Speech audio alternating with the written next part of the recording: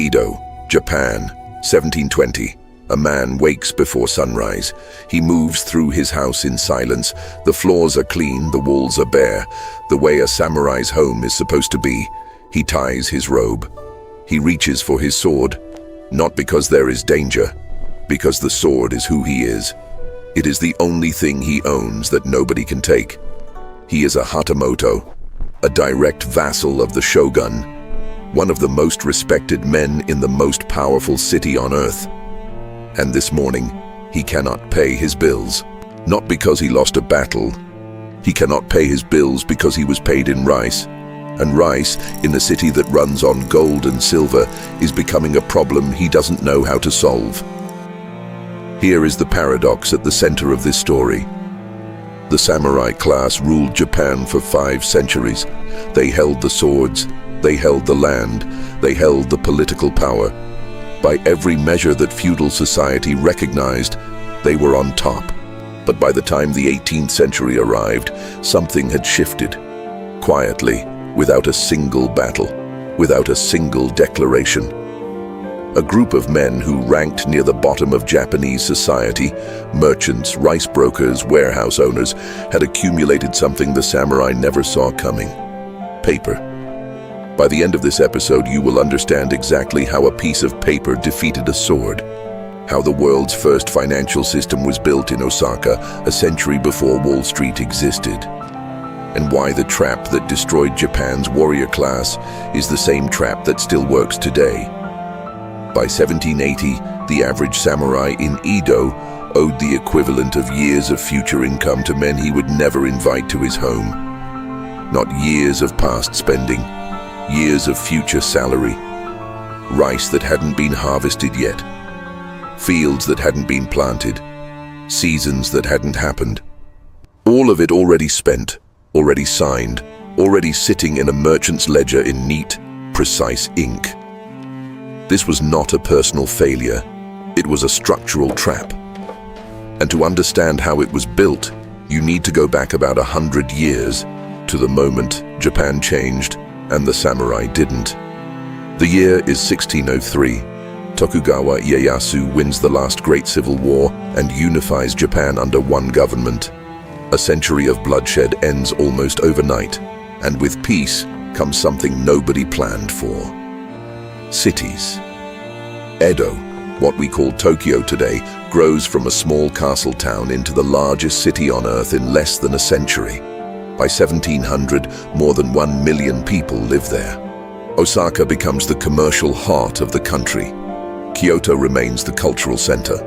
And across all 3 cities, the same thing happens. A money economy emerges, fast and hungry, in a country whose entire salary system was designed for a world of rice fields and rural estates.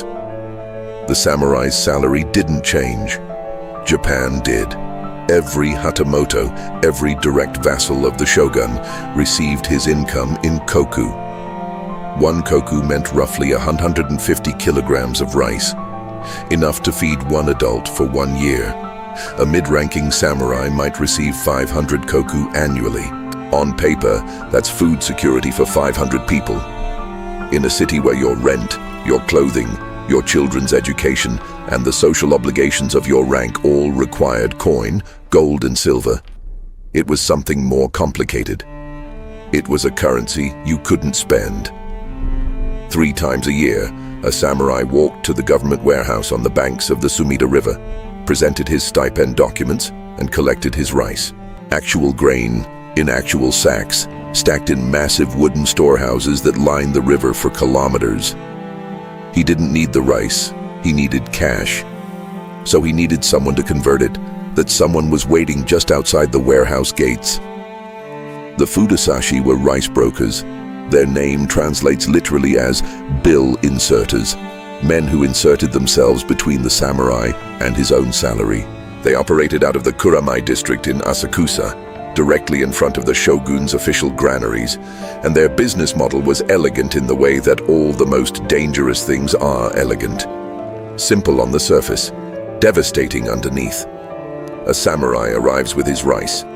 The Fudasashi stores it, sells it on his behalf at market price, and hands him cash.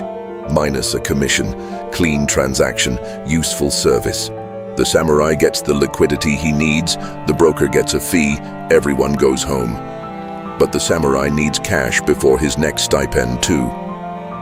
The city doesn't wait 3 months between payments, and so the Fudasashi offers an advance against the next rice delivery. The samurai takes it. Of course he takes it. He has a household to run, a status to maintain, obligations that cannot be postponed. He signs a note. The broker records it in his ledger. This is where the hidden economics of the system reveal themselves. The samurai's income was fixed. The prices he paid in the city were not. Every decade, as Edo grew larger and wealthier, the cost of living rose. But the number of koku on his stipend document never changed.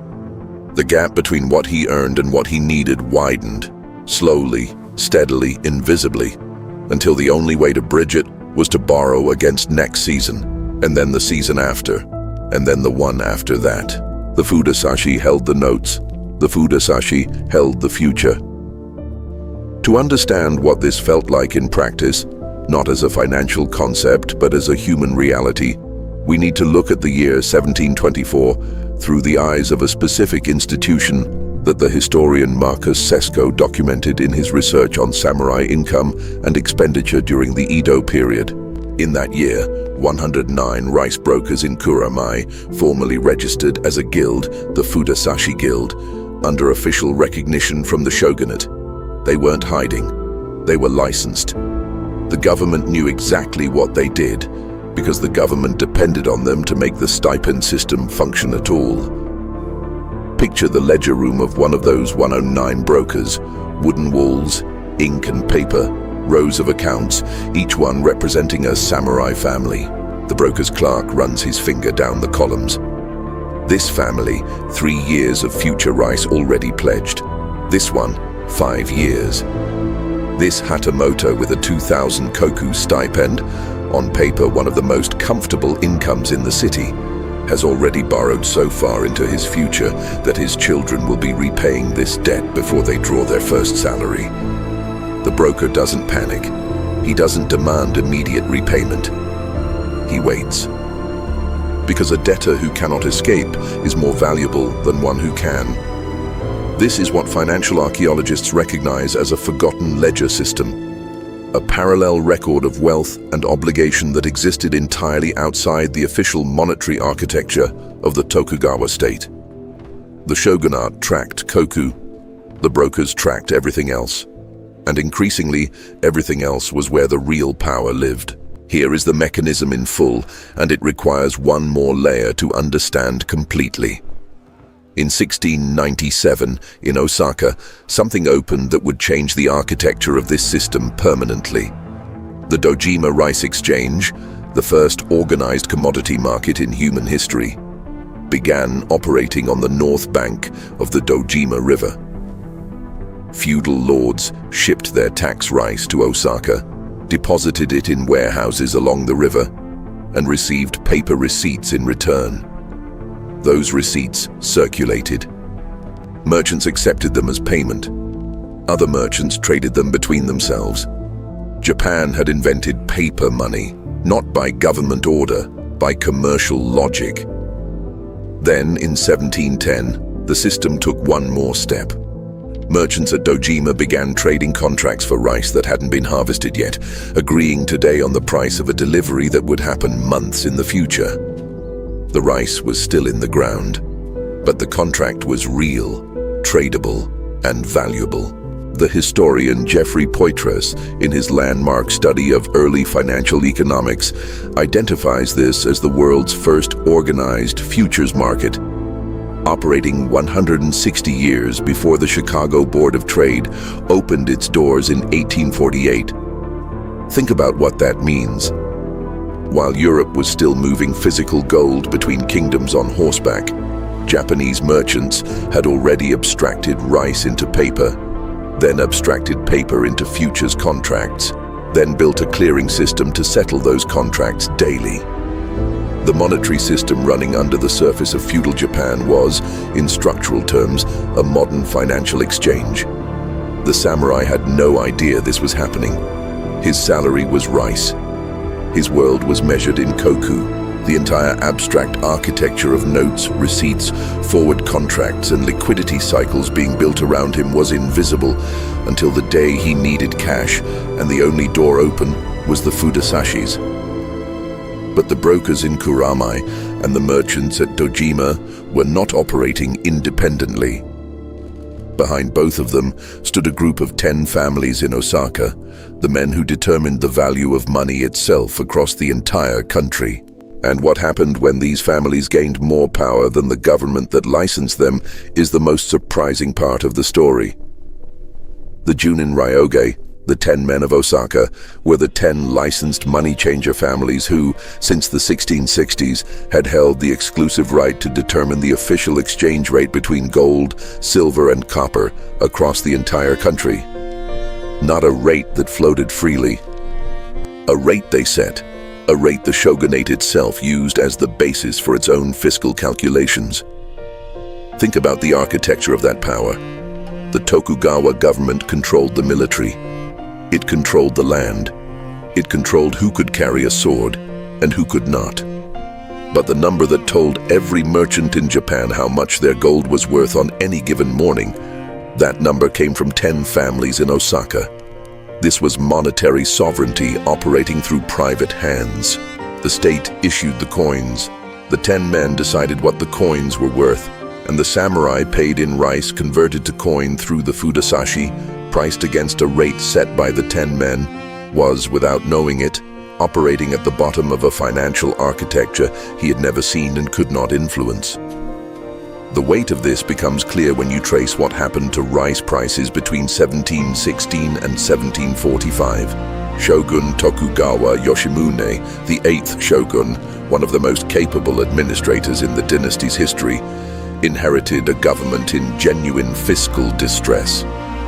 The shogunate's revenues were denominated in rice, but rice prices had been falling for years, which meant that even as physical production held steady, the actual purchasing power of government income was shrinking every season. Yoshimune's response was rational.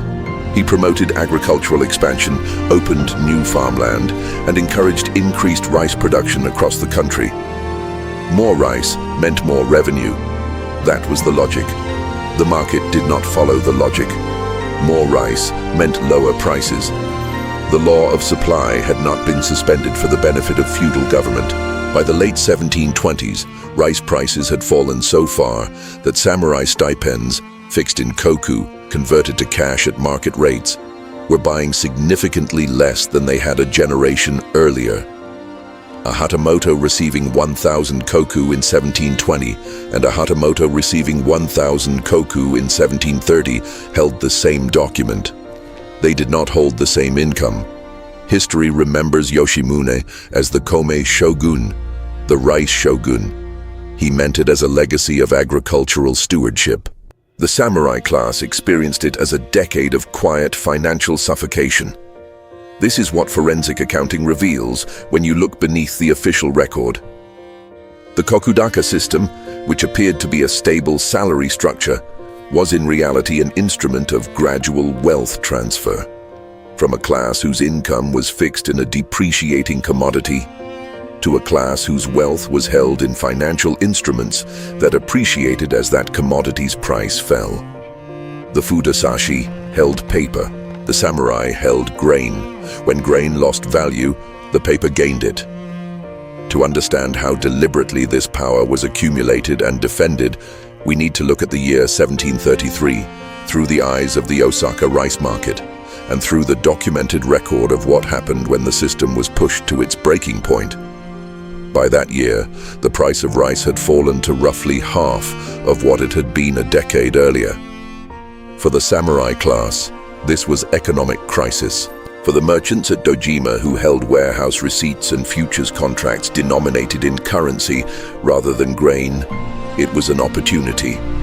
Large brokers began withholding rice from the market, keeping enormous quantities locked in their warehouses, not to eat, not to trade, but to control the relationship between supply and price.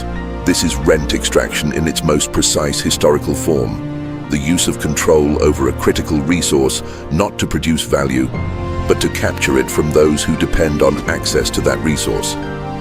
The rice existed, the warehouses were full, the people of Osaka and Edo were hungry. The result was uchikowashi, riots, crowds moving through the merchant districts, breaking down warehouse doors, pulling rice into the streets. The riots of 1733 were not random. They targeted specific buildings, the storehouses of specific brokers, with a precision that suggests the crowd knew exactly who was holding the grain and why. The shogunate was forced to intervene. In 1735, Yoshimune set a price floor, the minimum price at which rice could be legally sold in Edo and Osaka. It was the government admitting in formal policy that the private market had accumulated enough power to threaten public order. The brokers complied. For a while. But the deeper story, the one that the price floor legislation does not capture, is what this crisis revealed about intergenerational wealth defense operating inside the merchant class. The Fudasashi Guild in Kuramai had 109 licensed members. But those 109 licenses were not freely available. They were inherited, passed from father to son, or sold within a closed network, at prices that effectively barred entry to outsiders. The license was the asset. The rice brokerage business was the income stream attached to it, and the samurai debt ledgers were the collateral that made the whole structure self-reinforcing. A family that held a Fudasashi license in 1724 held something more valuable than any single transaction. It held a position inside the only legal channel through which thousands of samurai households could convert their income to cash. That position could not be competed away. It could not be replicated without government approval. And the government needed the Fudasashi to function, because without them, the shogunate's own stipend system would collapse. This is elite capital management, operating not through superior investment skill, but through structural positioning. The families that controlled the licenses controlled the choke point, and the choke point was worth more than any individual trade. The power asymmetry this created was total. A samurai with 2,000 koku of annual income could not choose a different broker, could not negotiate from a position of strength, could not walk away from the debt and start over, because the debt was recorded, licensed, and legally enforceable, while samurai debts to merchants were simultaneously difficult to discharge through the courts. As the legal historian Dan Henderson documented in his study of Edo period civil law, the Tokugawa legal system classified merchant credit claims in a category that made them extraordinarily hard for samurai debtors to contest. The ledger was the law. Then, in 1841, something broke. Shogunate senior counselor Mizuno Tadakuni launched what history records as the Tenpo Reforms, a sweeping attempt to restore fiscal order and reassert government control over an economy that had drifted far from official architecture. Among the reforms, the forced dissolution of the Kabu Nakama, the licensed merchant guilds that included the networks supporting the Fudasashi system. The logic was that these guilds had caused inflation by restricting trade. Dissolve them, and prices would stabilize. The result was the opposite. Dissolving the guilds didn't eliminate the merchant networks. It dismantled the regulated infrastructure while leaving the underlying wealth and relationships intact. Prices rose. Credit dried up. The samurai class, already stretched to its limit, lost even the partial stability the licensed guild system had provided. The Tenpo reforms were repealed 3 years later. The guilds were quietly restored.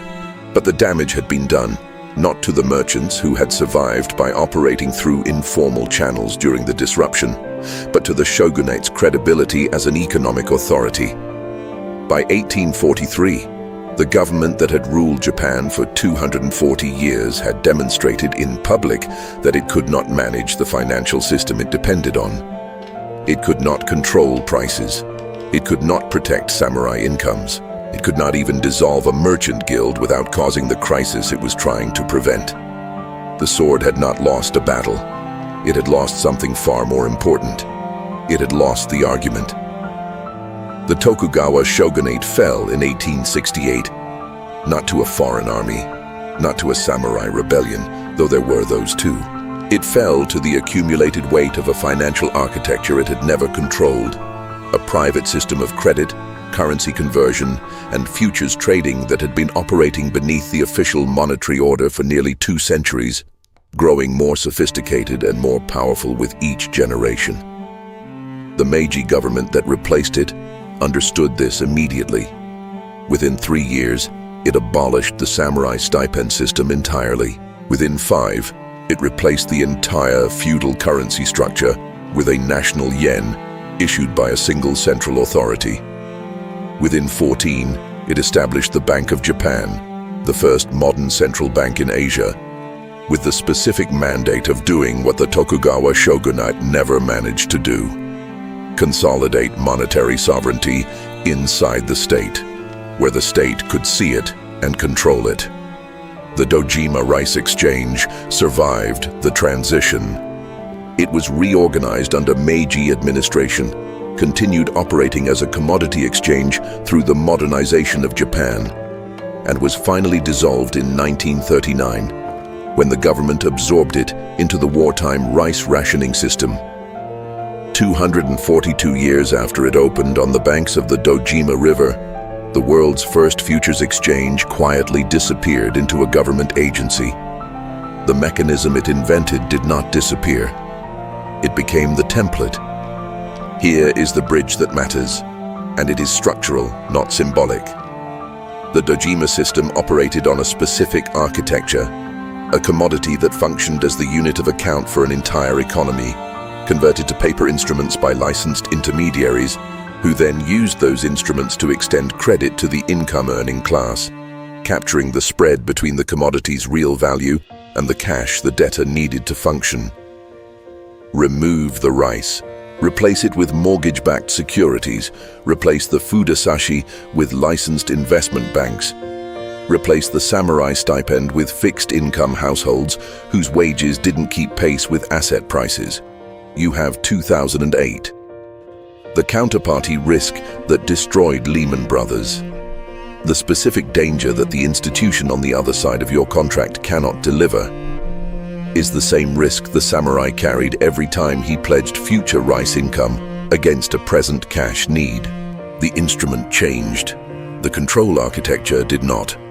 A fixed income earner, dependent on a licensed intermediary to convert their primary asset into liquidity, operating in a market where prices are set by institutions they cannot influence.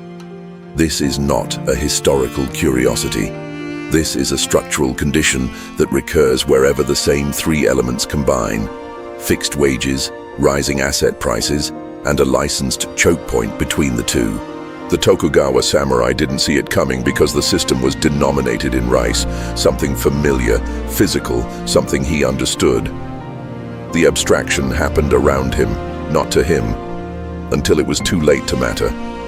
Today, most people receive income in a currency whose purchasing power is determined by institutions they will never meet, converted into assets priced by markets they cannot influence, intermediated by licensed financial institutions whose fee structures and incentive systems are largely invisible to the people who depend on them. The denomination changed. The architecture did not. What the financial archaeology of Edo, Japan reveals is something precise. The 0 point of value, the moment when the unit of account loses its anchor to the underlying asset, is not a dramatic event. It doesn't announce itself.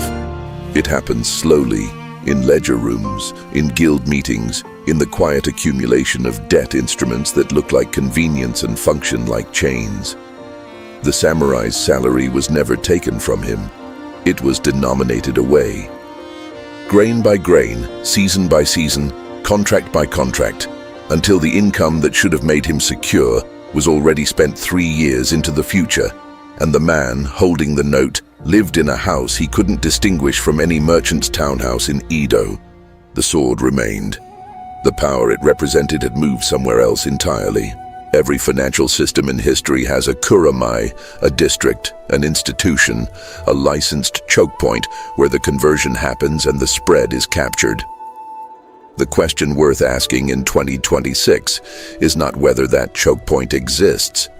It always exists. The question is, who licensed it? If this kind of investigation changes how you read the financial world, subscribe. Power leaves a paper trail. This channel follows it. Subscribe to see where it leads. Next episode. Somewhere in a quiet corner of the financial markets, traders are buying and selling the sovereign debt of countries that no longer exist. No land, no government, no army, just paper and a price. The ghost sovereigns, the secret market for debts of nations that no longer exist. The samurai lost his income to a system he couldn't see because it was denominated in something he trusted completely. What in your financial life today are you trusting completely without knowing who set the price? Drop your answer below. I read every comment.